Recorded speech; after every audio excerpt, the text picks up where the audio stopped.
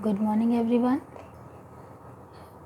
Now, today we are going to complete session 3 and session 4 of your Information Technology 402 code subject. So, first, this session 3 is talking about change. What is the relevant knowledge about this topic? Here written, in this session you will learn how to talk about change. Read aloud and try to understand from the examples given below. So here different types of change examples are given. So first is change for the better.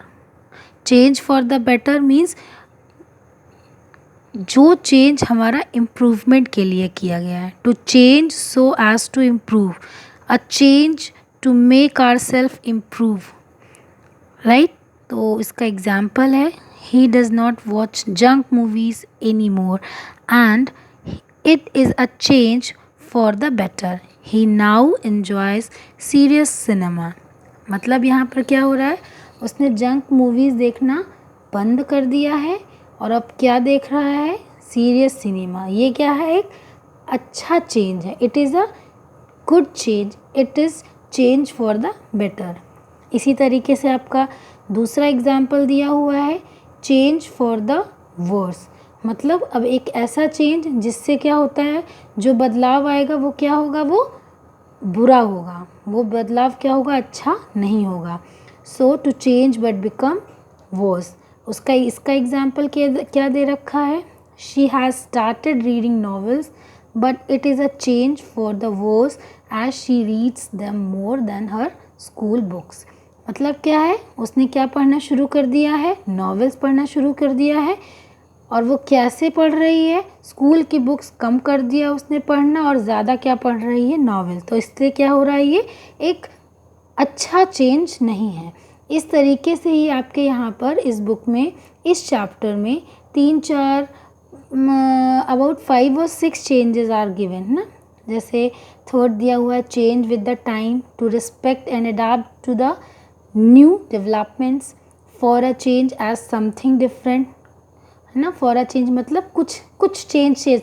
जैसे for a change only, जैसे तुम लोग नहीं बोलते हो कि for a change only ma'am, don't teach us today, only we want to play Antakshari और anything else but not study today. तो this is very small change. For that purpose that kind of change is only for a change. Fifth आपका दे रखा है, time for a change. इसके अलावा देखते हैं, सिक्स दे रखा है, टाइम्स आर चेंजिंग. मतलब समय क्या है, बदल रहा है. Our response made when you hear a surprising piece of news.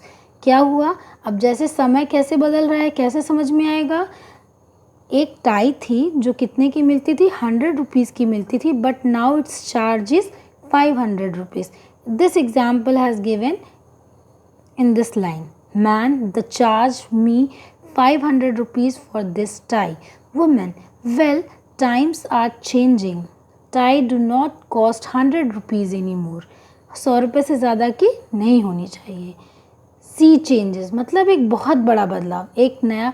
ये क्या डिफरेंट है, चेंज का डिफरेंट वे है. सी चेंज मतलब जब हम एक बड़ा बदलाव देखते हैं. कैसे, now a days many youngsters are more interested in MBA than in medicine और the civil services. क्या हो रहा है, अब लोग MBA ज़्यादा कर रहे हैं. तो ये क्या है, एक बहुत बड़ा बदलाव है. Now time changes, time change as the time passes different things become acceptable. ये कहते हैं कि जैसे जैसे समय बदलता है वैसे वैसे चीज़ें क्या होती हैं, एक्सेप्टेबल हो जाती हैं. तो यहाँ पर ये सारे आपके क्या दिए हुए थे, डिफरेंट फॉर्म के चेंजेस दे रखे थे कि जब हम चेंजेस लाते हैं या जब हम चेंज होते हैं या समय बदलता है तो किस तरीके से वो हमें दिखाई पड़ता है या हम किस तरीके से उसको महसूस करते हैं. अब इस चैप्टर के एंड में आपके क्या दे रखा है, active voice and passive voice. Active voice and passive voice, तो सबसे पहले हमें मालूम होना चाहिए कि एक्टिव वॉइस और पैसिव वॉइस होता क्या है. एक्चुअली में active and passive voice is two form of voices. Voices के ये दो फॉर्म है, एक एक्टिव और पैसिव। और वॉइस होती क्या है? वॉइस एक वर्ब का एक ऐसा फॉर्म है जहाँ पर एक्टिव क्या बताता है? सब्जेक्ट के वर्क को ज़्यादा आइडेंटिफाई करता है, ज़्यादा फोकस करता है, जबकि जब पैसिव वॉइस की बात होती है तो वहाँ पर ऑब्जेक्ट को फोकस किया जाता है। तो वॉइस के क्या है? दो फॉर्म है, एक्टिव और पैसिव। वॉइस करता क्या है? वर्क को फोकस करता है। वर्ब की एक ऐसी फॉर्म है जो वर्क को फोकस करती है। एक्टिव और पैसिव इसके दो फॉर्म हैं। अब इनके एग्जांपल्स देख लेते हैं। Active, the hair stylist change the colour of my hair. क्या किया है? हेयर स्टाइलिस्ट ने क्या किया है? चेंज कर दिया है मेरे बालों को। अब इसमें सब्जेक्ट क्या है? द हेयर स्टाइलिस्ट, और ऑब्जेक्ट क्या है? The colour of my hair. तो अब क्या है यहाँ पर? अब इसमें चेंजेस देखिए। तो यहाँ पर जब हम इसका एक्टिव में, कौन था एक्टिव? द हेयर स्टाइलिस्ट, और इस पर ज़्यादा फोकस किया जा रहा था। लेकिन जब हम पैसिव वॉइस में आए, the colour of my hair was, the colour of my hair in the active it was object, but in the passive section it is subject। तो यहाँ पर क्या फोकस किया जा रहा है? ऑब्जेक्ट पर ज़्यादा फोकस किया जा रहा है। तो यही हमारे क्या है? एक्टिव और पैसिव वॉइस। इसी तरीके के आपके डिफरेंट एग्जाम्पल्स दे रखे हैं। I was praised by the headmaster praised me, बहुत सारे आपके। इसके अलावा भी आपके 3-4 एग्जाम्पल्स दे रखे हैं। इन एग्जाम्पल्स में क्या दे रखा है? दिया हुआ है कि अगर हम in certain sentences in the passive voice the subject may not be mentioned. कई जगहों पर हम क्या करते हैं? सब्जेक्ट को मेंशन नहीं करते हैं। उन्हीं के यहाँ पर 2-3 एग्जाम्पल्स दे रखे हैं। इसके बाद आपकी इस चैप्टर की एक्सरसाइज है जो आपको खुद से करनी है, और इसके बाद हम स्टार्ट करेंगे डायरेक्टली हमारा 4th सेशन। 4th सेशन क्या है? Planning and outing. ये क्या करना है? अगर हमें कहीं आउटिंग के लिए जाना है तो हमें क्या प्लान करना चाहिए, कैसे प्लान करना चाहिए, आउटिंग होती क्या है, कितने तरीके की होती है, ये सारी चीज़ें हम इसमें डिस्कस करेंगे।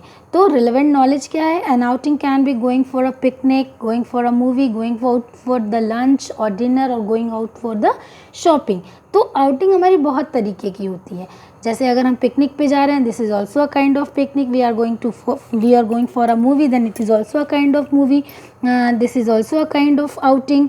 Lunch, then outing, dinner, then it is also outing. तो ये हमारे डिफरेंट फॉर्म्स हैं। अब अगर हमें जाना है तो ये क्या है? Making a suggestion for an outing. तो यहाँ पर क्या दिया रखा है? दे रखे हैं बहुत सारे सजेशंस दे रखे हैं for the outing purpose. You all read this and after that planning the outing. Planning the outing means, अब अगर हमारा एक ग्रुप है, 7 to 8 persons are in that group, तो हमने क्या किया? What we have done? We have just distributed the whole work for the outing purpose, right? तो some people have said I will book the cab, another person has said that I will arrange the food, another person has said I will arrange the plates and the glasses, and some will said that I will arrange the bottle of waters, napkins and the some plastic bags। तो ये क्या किया हमने? यहाँ पर हमने planning कर ली, outing की। तो फोकस कहाँ क्या किया गया है इस पर? In this chapter only focusing we are how can we plan for outing and what kind of outings are there. These all things are given this chapter, right? ये सारे के सारे these all are the examples, ये सारे आपके examples ही हैं outing के, outing planning के। और इस चैप्टर के एंड में है ना क्या दिया हुआ है? प्रोनाउंस दिए हुए हैं। प्रोनाउन होता क्या है? It is not given over here. I think yes, the reflexive pronoun given here. How? What is the reflexive pronoun? Reflexive pronoun is a pronoun, in Hindi we can say निजवाचक संज्ञा, निजवाचक, तो निजवाचक सर्वनाम it is, right? तो अब ये क्या करता है? ये हमारे अपने आप को क्या करता है? फोकस करता है। कितने तरीके का होता है रिफ्लेक्सिव? कितने तरीके का होता है? सिंगुलर वर्ब के लिए जब हम लोग यूज़ करते हैं तो ये क्या होता है? My self, your self, her self, it self. लेकिन जब हम इसे प्लूरल के लिए यूज़ करते हैं तो our self, them self, your self. तो ये बहुत सारे इसके रिफ्लेक्सिव प्रोनाउन के एग्जाम्पल्स हैं, राइट? अब इसमें देखिए दिया हुआ है reflexive pronouns are use usually in 3 situations. Situation पहली क्या है इसमें, when the subject and the object are same, when the object and subject both are same then situation 1 comes, I hurt my self, मैंने क्या किया, मैंने अपने आप को हर्ट किया। The music group calls themselves Dire Straits. ये सारे के सारे हमारे क्या हैं, ये सारे के सारे हमारे क्या हैं, ये सारे हमारे क्या हैं, टाइप 1 है। टाइप 2 की बात करें, as the object of a preposition when the subject and the object are the same. अब इसमें क्या है, I brought a person for my self, I brought a present, I brought a present for my self, हमने क्या किया, खुद के लिए क्या लाया, प्रेजेंट लाया। तो इसमें क्या किया गया है, हमने खुद से लाया है, तो ये हमारा क्या है, माई सेल्फ। ये वापस से आपका रिफ्लेक्सिव है। In the third situation, when you want to emphasise the subject, जब आप सब्जेक्ट पर एम्फेसाइज करना चाहते हैं तब आप ये थर्ड टाइप का यूज़ करते हैं। I will do my self, मैंने खुद से सारे काम किए विदाउट तो with no one else help me, will help me, मतलब किसी ने मेरी मदद नहीं की होगी लेकिन I will do my self, मैं अपने आप कर लूँगा, राइट। इसी तरीके से आपका दूसरा एग्जाम्पल दे रखा है। तो इस चैप्टर में आपका रिफ्लेक्सिव प्रोनाउन है और प्रीवियस चैप्टर में आपका एक्टिव पैसिव। ये आपके चैप्टर्स में छोटे छोटे एक छोटी छोटी प्रैक्टिस दे रखी है ताकि आपका जो भी ग्रामर पोर्शन आपने अभी तक पढ़ रखा है या अगर उसे पढ़ रखा है वो भूल गया है तो फॉर द रिवीजन पर्पज़ ये आपका दिया हुआ है। तो यहाँ पर आपका ये वीडियो ख़त्म होता है। जो भी एक्सरसाइजेस थी वो आपको करनी है।